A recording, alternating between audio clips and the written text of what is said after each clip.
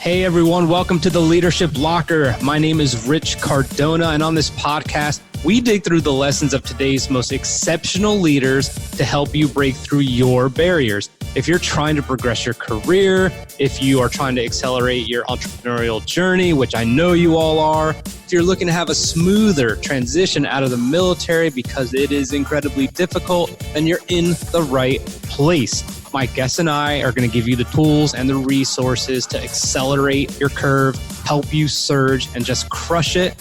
So here we go. You just said you are working incrementally on many things. I believe as an entrepreneur, whether you're a veteran entrepreneur, civilian entrepreneur, whatever you want to call it, you can easily get pulled in a lot of different directions.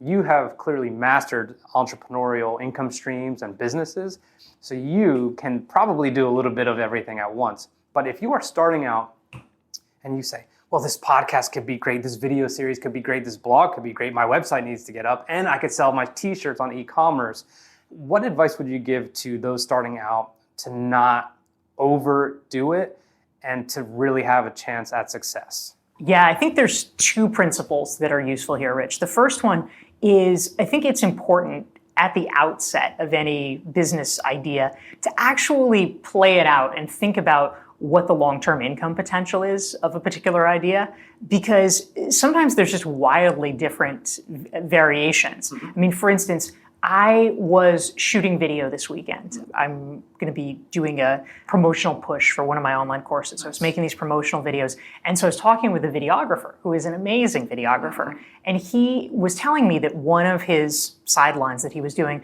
was he had started doing a lot of work for corporations, especially for venture capital funds.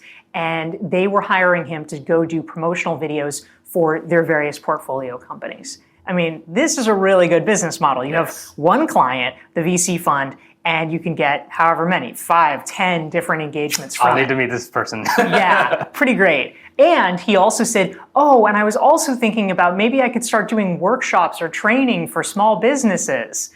And I'm like, wait, let's think about that, right? I mean, that is fun. That is a noble cause. But if you're talking about really investing a lot of time, which he did not have a lot of, he was a new dad, et cetera.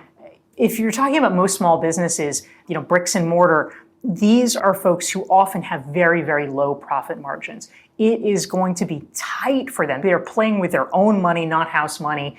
And so making a decision to invest in a training, invest in a course, hire him, I mean, $1,000 is a big deal to them. They're going to be sweating it out. And if you are picking a line of business to go into where you're going to have to scrap for every last dollar, I mean, if that's the only game, okay. But if you have something else that's already working, that's a lot more lucrative, oftentimes, they say like investing in stocks, you make your money on the front end when you decide to buy it. And in business, you make your money on your front end by deciding what not to go into, what not to focus on. So I think that's one crucial thing. The second thing that I'll throw out there, we can discuss it more if you'd like, is about goal setting. And I have a very particular goal setting methodology that I have written about. And for me, I practice this personally. I am a believer, first of all, in not having year-long goals, because I feel like that's a little too long. I prefer to work in 6-month increments, and I make sure that I have no more than 2 goals for any 6-month increment. That's not to say you're not doing other things. I mean, we all have emails to respond to and stuff like that. But in terms of where we are focusing and strategically driving forward, no more than 2 major projects at a time. And if you can do that, you can really gain traction. So the name of the game is providing value. When you are really trying to make a name for yourself, or you're trying to make as much as you can, I know you said that there's not a lot of time, but how do you create the discipline to just realize like, okay, I have to focus on this one thing, even though I could offer value in multiple ways? I think one way to begin to make peace with it is if someone, it's a question of how low-hanging the fruit is, right? Sure. Like if you have a client that's a pre-existing client, you've worked with them, they know you, they think you're fantastic, and they say, oh, Rich, we have this other thing. Could you do this other thing for us? There's not a lot of harm in that, honestly, if it's something that is interesting to you, if it's something that they're going to pay you reasonably well for, and if you think it's an area that, maybe I could test this out and see if this could actually become an offering. The problem comes when people decide to chase things, because it's the chasing that takes the time. And most people don't build that into their calculations. They say, oh, I could have this amazing mastermind and people could pay me $25,000 a year and I'll get 10 people and that'll be $250,000. And I mean, yes, if that works out, that's awesome. But the problem is, well, how do you get the 10 people? And if you are having to just hustle like a maniac and kill yourself to do it, and you don't even end up getting, that many people, that's not a good strategy. That's not a good wash, even if in the platonic ideal world, it's a great strategy. So the question is, if you can opportunistically capitalize on connections you already have or build on relationships and people are kind of coming to you,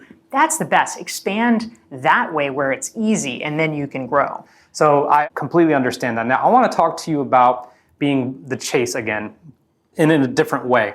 When you get out and I'm pursuing, let's say, podcasting, and I go to this conference, and this conference, and this conference, and you and I both know all those conferences by design have something at the end that you should sign up for this services or our partner or whatever.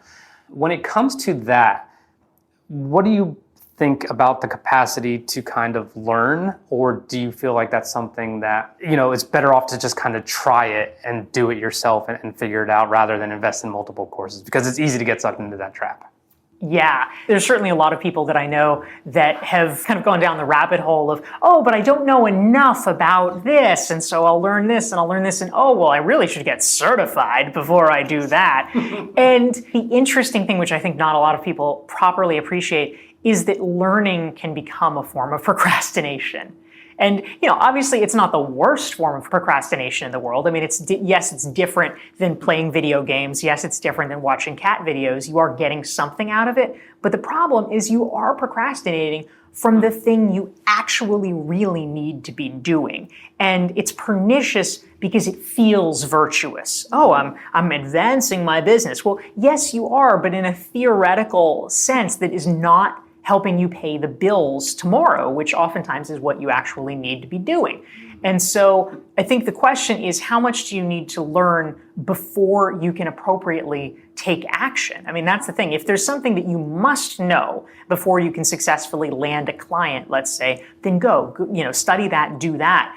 But if it's, oh, well, I'm not perfect at this, or I'm not the best at this yet, guess what? You're never going to be the best. There's 7 billion people. Someone will always be better than you. The question is, it doesn't have to be better. You just need to be different. A lot of people, Rich, would want to hire you because they like your style, or they like who you are. They like your personality. They like that you're a veteran, whatever. That is a compelling enough reason. You don't have to be the best in terms of knowing the most about every single category. If you know enough and you overlay it with you being you, then that is enough to make a sale, and that's what's powerful.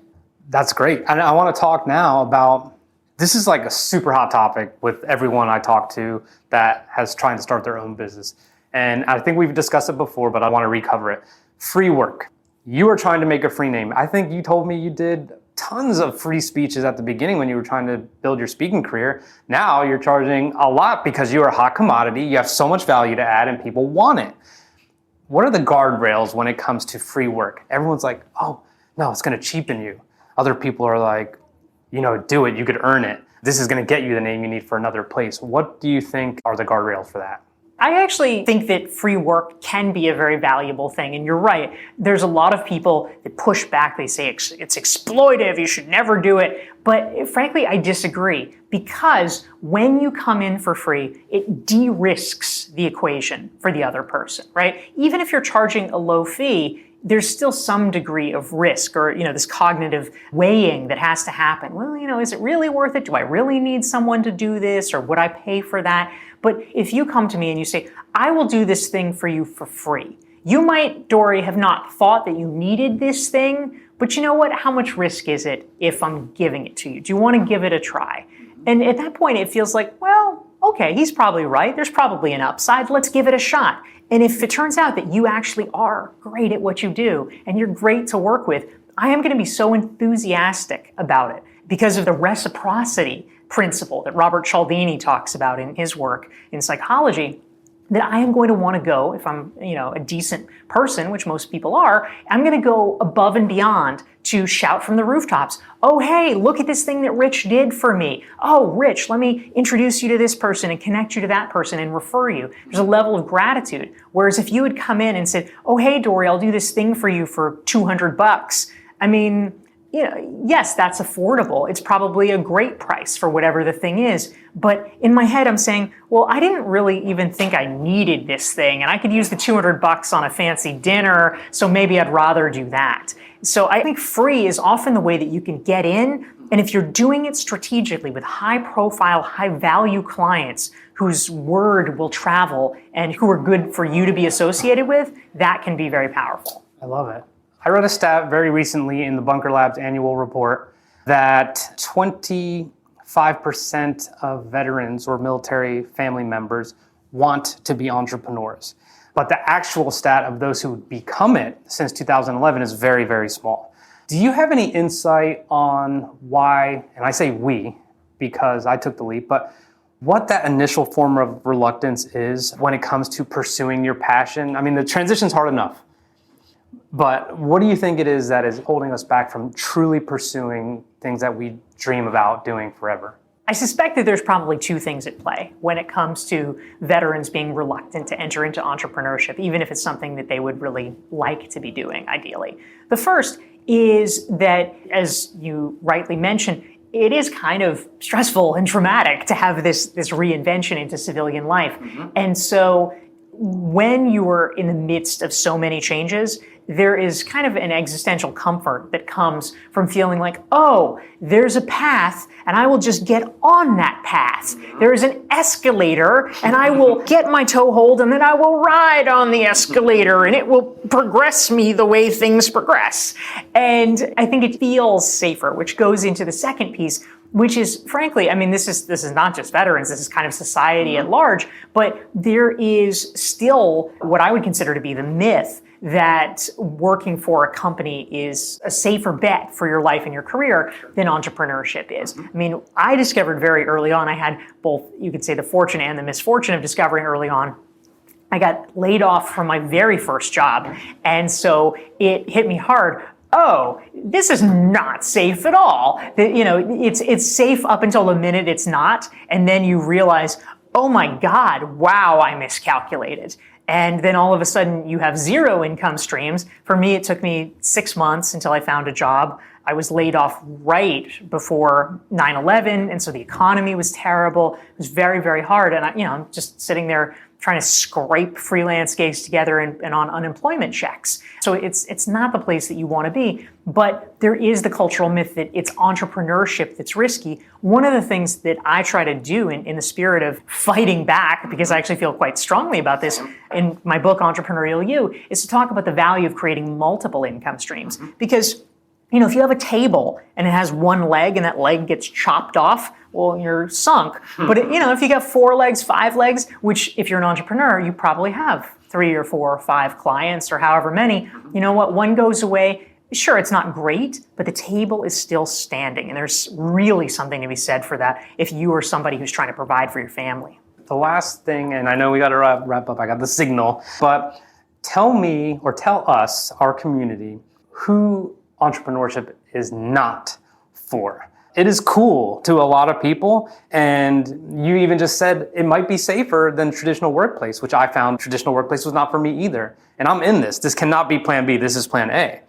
But who is it not for, so there's no misconceptions? When it comes to entrepreneurship, I think that the first step, of course, is a general willingness and interest, right? I mean, ultimately, there are some people that are very excited about the possibility of, yes, I can make it on my own, I can do my own thing, I can stand or fall on my own merits. Mm-hmm. And even that attitude alone will actually take you remarkably far. But on the other side of the spectrum, there are people that say, that's not what I want. I just want to do my thing. I want to get a paycheck. I just, I don't want to have to think about it. I want my 9 to 5. I want my real life to be what I do after work. And there's plenty of people, I've met them who have that attitude. God bless them. People can do whatever they want. I feel that is kind of a risky attitude over the long term if you don't have a plan B for yourself. But if people believe that, then they're not going to have the get up and go that's necessary for entrepreneurship. So I think it's probably not worth them trying, because you have to want it and you have to be willing to scrap for it. Fundamentally, entrepreneurship is about a willingness to be creative. It's about being the person where, you know what, the printer's broken, there's nobody else that's gonna fix the printer. You're gonna fix the printer. Right. And if you don't know how to do it, you freaking look it up on YouTube and you figure that out, because there's no one coming for us, we're the us, That's right? exactly it. So I think a lot of military people have lived that in terms of their military experience. And entrepreneurship in many ways is living that in the civilian world of, you know what, we're saving ourselves. That's how we do it. Someone told me very recently that as a Marine officer who's out, and they said, I didn't realize it, but I'm more of an executor than anything.